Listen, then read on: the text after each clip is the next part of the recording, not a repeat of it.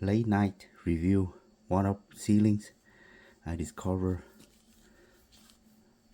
See, from the outside it doesn't look like Atemoya. It looked like more like Cherimoya. When I cut it up, I cut the flesh very juicy, and tastes very good. Intense flavor. See how it's chewy? You have to use a knife, slide out like this.